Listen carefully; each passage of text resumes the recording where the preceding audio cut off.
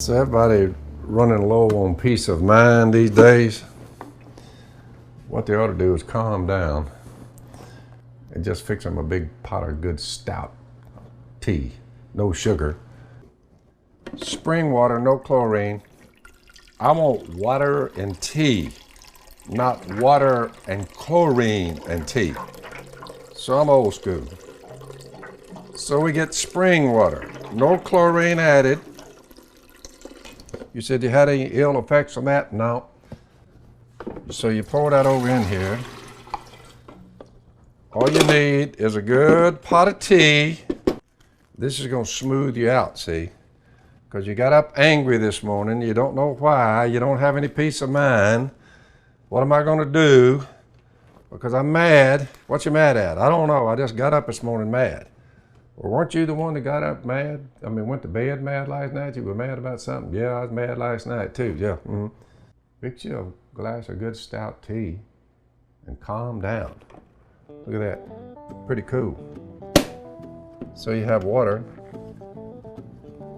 Now I'm gonna brew my tea. You want to talk about high tech. This thing, you can set this. I've got it on strong.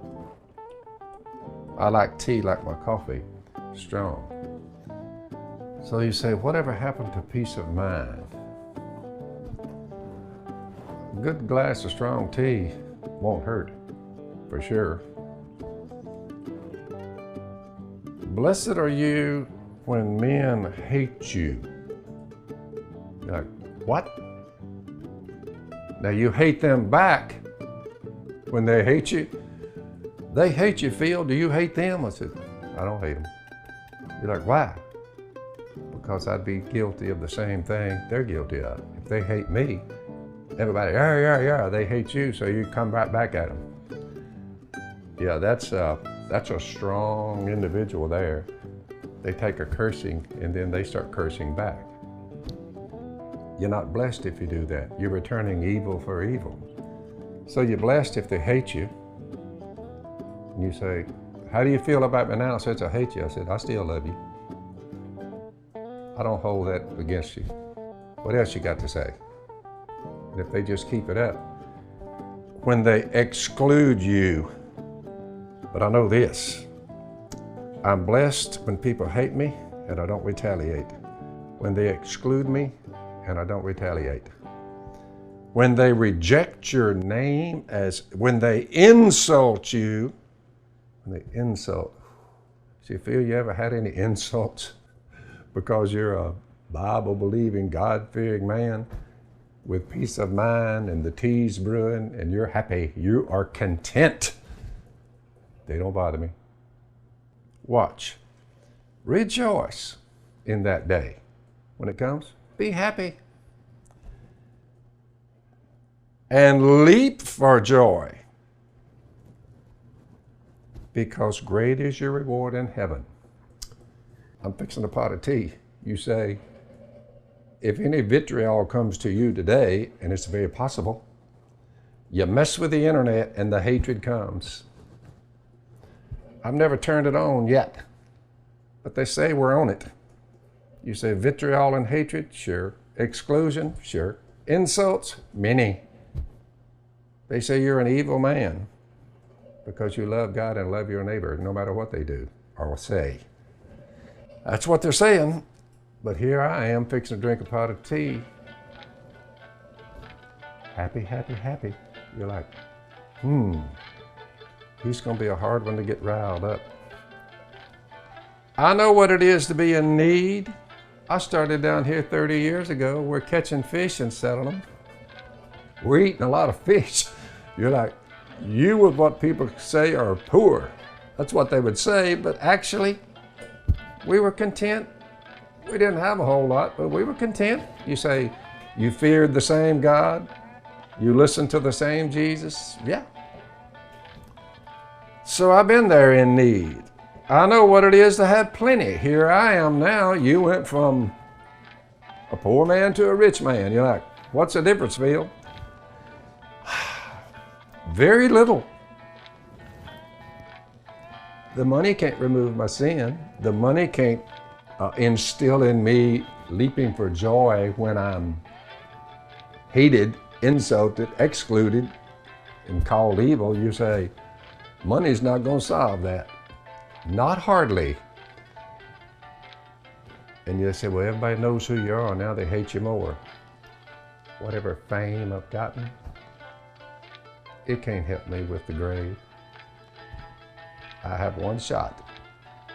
Jesus of Galilee, he died to remove my sin. Blood, God's blood. And there's a resurrection of the dead.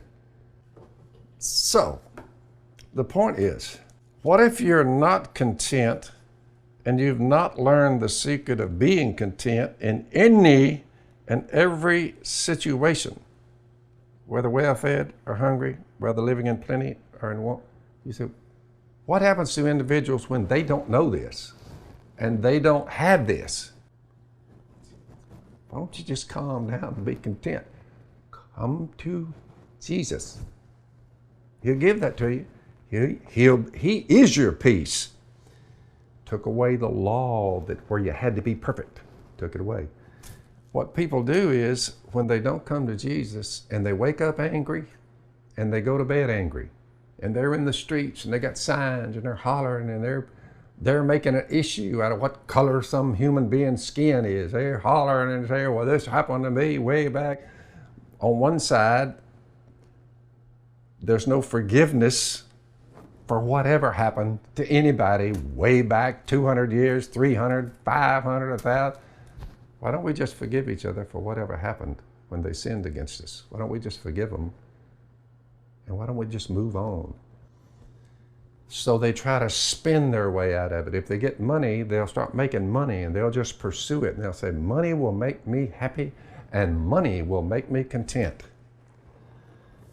How many rich guys and rich gals are you going to have to watch and see them self-destruct to let you know that money is not going to solve your contentment problem?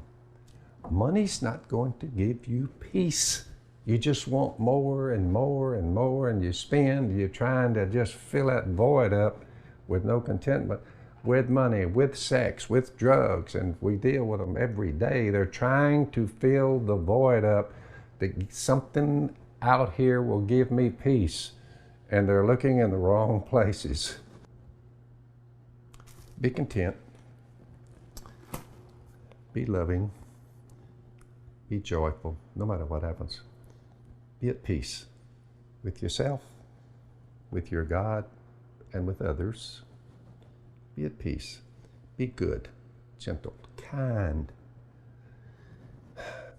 gentle, faithful. Look at what you've got, eternal life. And exercise self-control. I know it's a word that everybody, self-control. See, with the money and the drugs and all the alcohol, you say no self-control. It's out of control. And you're looking, trying to fill that void, never realizing God's Spirit in you will change your life. That's your lesson for today. Take it or leave it. Now we're going to cut this a little. We're going to cut it because that'd be strong. Watch this. You say, now what about the ice? You can't get the ice out of here either. You're bringing the chlorine with it. See what I'm saying? Now watch.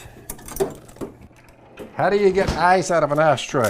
You peel that. You hold your hand right here, fingers. Watch this. Look, you're watching and you're saying, that dude poured that ice out of that ice tray. Not a one came out. They all went into that jar. But he had him a trick. He had a kind of a method. He held his hand over all that. And he took 3 or 4 at a time and he moved his hand back.